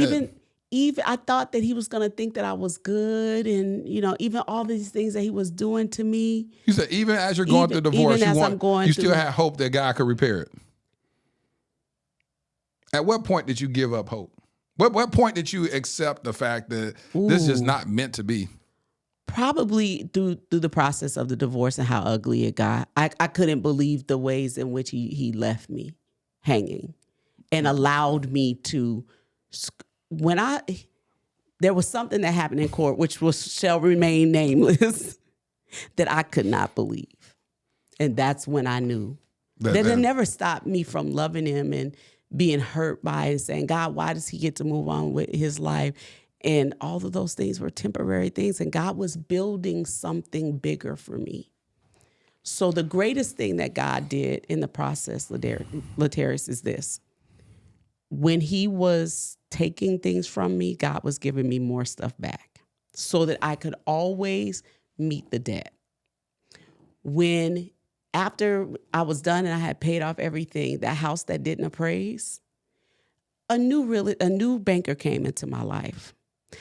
I've never seen this banker again. I don't know what happened to this banker. But the banker got a hold to what my house had been appraised for, and she was angry. She said, "What are you guys, amateurs?" To the people that was appraising, who had been appraising. And so she taught me a few things that I was able to put into my own purse, right? And she ordered a new appraisal for my house that would have been the kind of appraisal that they should have ordered in the beginning. And so what God was shielding me from. I was about to say that. Yeah. He was shielding me. He was shielding you, so even what you were paying your husband at that time still wasn't the fair market value. Really, God was still saying, "Nope, I got you. I got your daughter. I got you." Yeah, while I was crying about the value of the house so that I could pay him out of the house, God said, "Still worth more." Yeah, God said it's still worth more. So by the time that this new banker comes along in my house, to my house, the market had changed, and now it's a different kind of market, and I own the house at this point. And she gets a new appraisal for my house, and now it appraises for over $1 million. Is this the house that you moved into that Kareem was talking about? Yes. When she walked in there, I said it was we bought it for $140,000 condemned. It rained more on the inside than it did on the outside. She said it rained more on the inside. The mold, we met a skunk on the inside. When we moved in to the condition that we created the house for, there was 2 rooms and a half bathroom. The half bathroom was a tub and a toilet. We brushed our teeth, washed our dishes, everything in that tub. And there were no coverings on the floor and no coverings on the walls. What do you mean no coverings on the floor? Meaning no tile, no carpet, no wood. It was plywood. It was just plywood. And we're 2 rooms. So you moved out of the good house and you was living in that house. And that's where you had your restaurant. And our extra bathroom was a Home Depot orange bucket with a toilet seat on top that we had attached because there were so many of us living in one house. That's what your kids, you and your kids were living in. For how long before it started remodeling? We were constantly working on it. We got it to that place in order that we could move into it so that we could work on it. So the stage you talking about right here is what y'all got it to? Yeah, we were living there. So you had to use the bathroom in a bucket? Mm-hmm. If someone was using the toilet that was in-house plumbing, my children grew up in outhouse conditions inside the house. She said outhouse conditions inside the house. Mm-hmm. In 2005. Did y'all have the ceiling patched up or something where it wasn't raining in the house? Yeah, it wasn't raining in the house anymore. All those things were repaired, and so the house had been carted off for us to live in one area. In an area where these were solid conditions for our children. It just wasn't optimal conditions. And as y'all continue to build. Mm-hmm. And then so now the house is remodeled and beautiful, right? Yeah. We each put our own sweat into that house. I have to show you the pictures. You talking about your kids and stuff was working on it? Mm-hmm. Your kids ain't no punk, huh? They get out and work. Each brick that is down the hallway, my children cut each individual piece. The dental molding that we sort of copied off of, because this is a historic home. Yeah. The dental molding that we copied off of a library in the neighborhood, our children cut each individual 1-inch piece to sort of make a dental molding around the 13-foot ceiling. 13-foot ceiling. Your kids did that. My children did that. And they were how old during this time? My baby turned 3 in that house. So we had a 3-year-old, we had an 8-year-old, and they're all 2 years apart after that. So we had a 12-year-old, we had a 14-year-old, we had a 16-year-old and 18-year-old. So now I see why when you left your husband in the other house, you went and got a whole nother apartment because you couldn't live in the other house. Well, by then we had renovated this house. Our home was nice. for the bakery. Yeah, for the bakery. But we were living at the bakery and working at the bakery too. We lived on one side and we worked on the other side, which is a whole nother blessing. Because they said that when they gave us the price tag for the house, restaurants are going to be here. What restaurants? I'm trying to have my family live here. Little did I know there was going to be a restaurant. There was going to be my restaurant, and that God was going to use that for me to have a platform to tell the world what they could do if they believed. So a house you bought for $100,000 now worth over $1 million. Yeah, and I own it. Say that again for the people in the back. She said, and I own it. Let's be clear. I recently created a trust for my granddaughters because I wanted my granddaughters to have something so that when they were being prepared for a king, they would have something that they would be able to bring. I read the story of Esther, and I learned that queens, the ladies in waiting, were 6 months in beauty preparations in order to be brought before the king to please him. And so I started thinking about that, God. I was like, God, I want the children that are connected to me to have something valuable to give. And so I recently was able to create a trust. 6 months in beauty preparation in order to be presented to the king. Yeah. I wanted what I've been through to not be wasted. And so I wanted my grandchildren to be able to walk into rooms and say, my grandmother was Mignon Francois, and I wanted that to matter. And so that house belongs to them. because I believe that God used my mistakes and he worked them for my good. And so now I'm leaving an inheritance to my children's children. Here's the biggest thing about it that we haven't even touched on, which I guess after all this time, I don't know how long they want to hang on here with us today, but that they'll have to get it out of the book. But that I am making a living and a legacy on sugar when my father was born on a sugarcane plantation. And that God has allowed me to have a full circle moment, not only in the life for the decisions that I made, but for the women that came before me who couldn't have free enterprise, whose labor was taken from them, were able to make a living for other people on a sugarcane plantation. And now God has allowed me to create legacy and leave a living and wealth for my children and their children's children in the same industry that enslaved their ancestors. And God's allowing me to build wealth. And you said it yourself. What I say, Mignon? You said it was so yam good. It was so damn good. This don't make no sense. I'll just open it up to this, and I want to end with this. Count it all joy. Count it all joy when you face trials of many kinds, because you know that the testing of your faith develops perseverance. Perseverance must finish its work so that you may be mature and complete, not lacking anything. James 1:2-4. This is the epitome of you. That verse is you all day. The perseverance that you've obtained and maintained throughout your whole life to make manifest the glory of God. For you to be able to walk as an amazing woman of God, that's not something that your grandma told you. You're not reliving a story that she told you, but you lived and you walked this thing. A lot of women, especially in today's culture, will say, how in the world could you still have been holding on to hope with him when he's consistently showed you over 21 years that he was not the man that you desired? Mm-hmm. But that's one of the things that are this culture, this generation has lost, is that stand power. Now, of course, I can sit there and say, yeah, you stayed too long. But at the end of the day, who am I to tell you what your journey was supposed to be? Mm-hmm. It was that faith, that worketh patience and perseverance was something that you had to go through, because still the same people that said that would say that you should have given up earlier have given up on their dreams early. Mm-hmm. And that same perseverance that got you through this crazy marriage got you building this, seeing the value in a home, $1 million home, when it was only appraised at $100,000. In its condemned version. In its condemned version, to be able to see something in its condemned state and still see the beauty of it.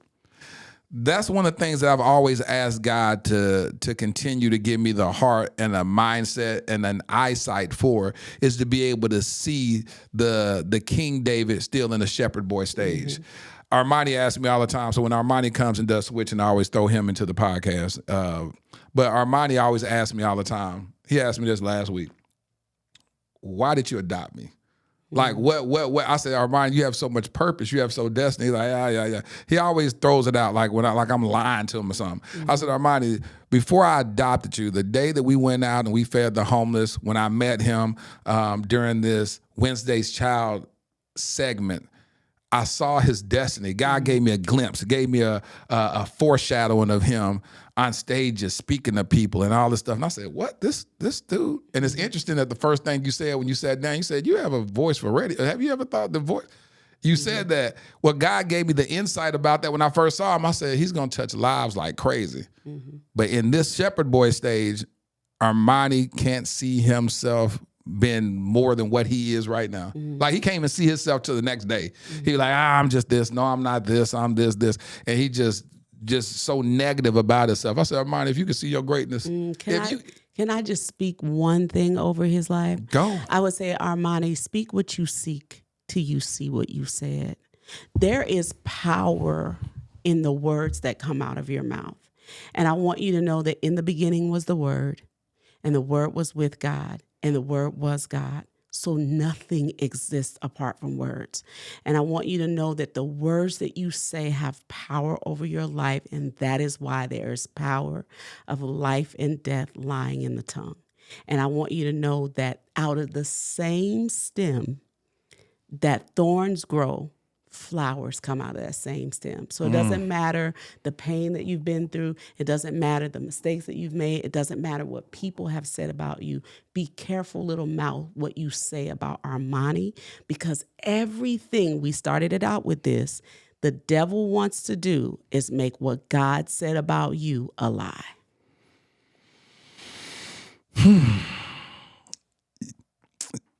Thank you. Thank you for showing up today.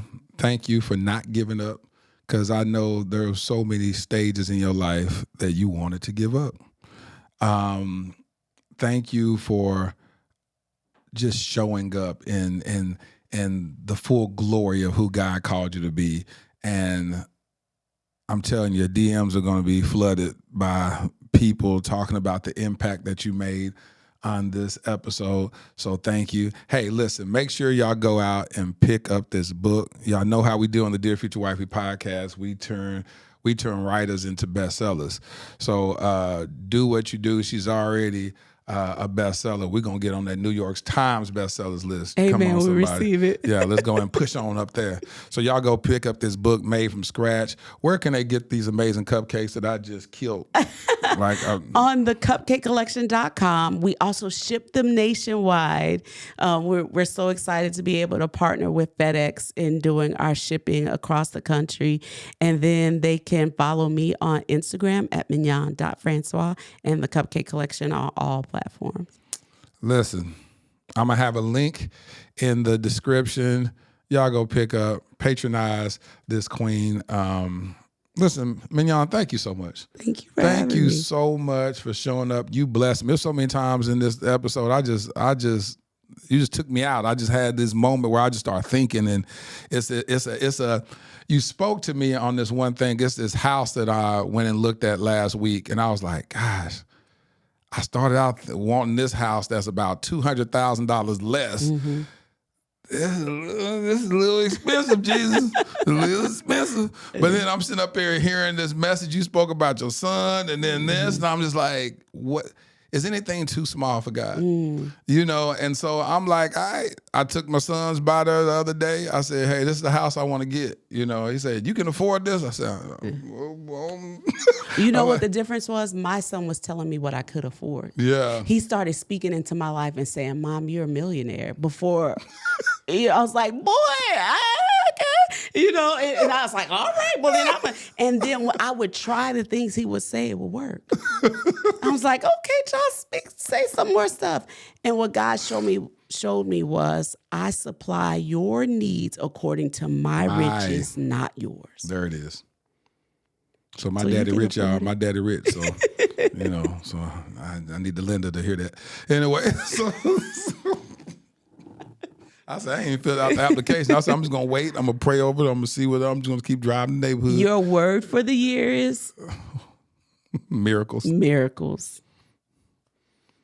God says he's going to do exceedingly and abundantly. That means more than you can even conjure up in your mind to even think about. And you're worrying about whether I can get this house. The greatest thing I learned about God is he is no respecter of persons, which means if you've seen somebody else do or you've seen somebody else, it's an indication that you can have it too. There it is.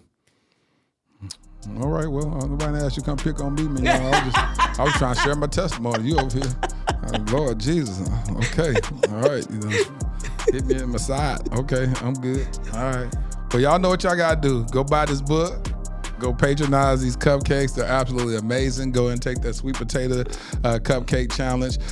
Thank you so much for blessing us on the Dear Future Wifey podcast. Hey, y'all give it up for my homie, Mignon Francois, y'all.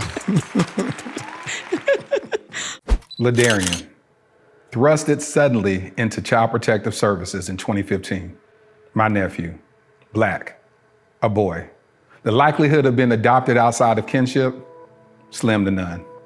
Armani, 16 years old, Black, a boy, with 5 years in the foster care system before I even knew his name. The likelihood of ever being adopted, yep, you guessed it, slim to none. While Ladarian and Armani were trying to survive and barely thrive in an overpopulated and underfunded foster care system, I was living my own life, doing well professionally. Having been a single father with a daughter who at that point was doing well in college, it was my time to live my life, right?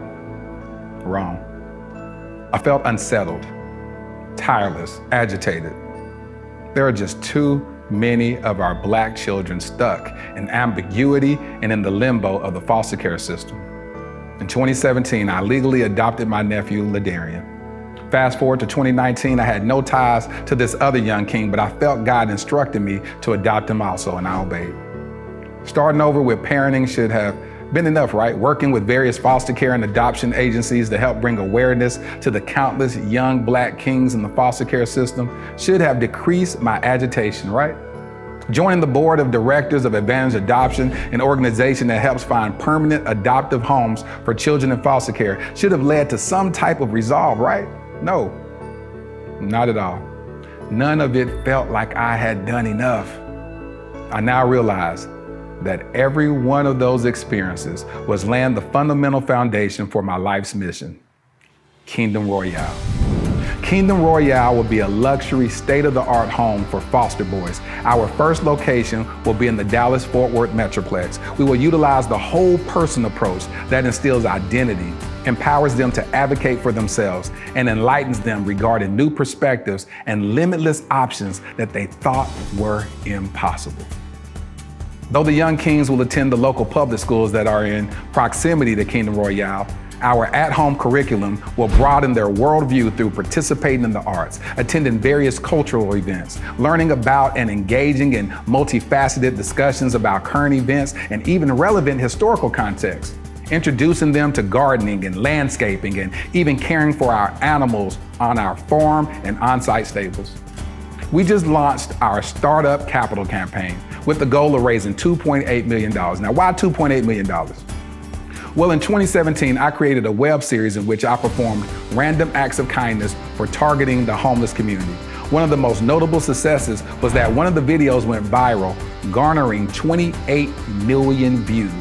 However, one of my biggest regrets is that I didn't raise a single dollar to help in implementing a more sustainable plan for the homeless community. So throughout the years, with much remorse, I reflected on not maximizing that moment. I knew if at that time, just 10% of the viewers donated $1, we would have raised at least $2.8 million that could have really established long-term support for the homeless community, or at least started a long-term initiative to do so. This is my do-over. This is our new beginning. Together, we can attack this at the root by specifically helping our homeless Black boys who are already disproportionately represented in the American foster care system. I'm Laterris R. Whitfield. I've been nominated for 3 regional Emmys documenting my work with the homeless as well as my personal adoption journey.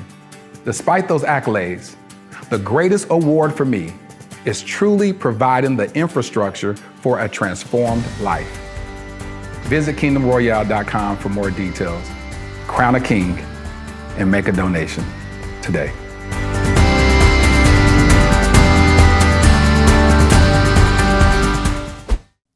Were you encouraged from this episode? Man, I tell you, Mignon, I just love hearing stories of resilience. I love hearing stories where people rose above their circumstances. They held on to faith with tenacity and an unwavering faith in God. I absolutely love the journey that God allowed Mignon to go through. So here's my favorite part of the podcast where I speak to my future wifey.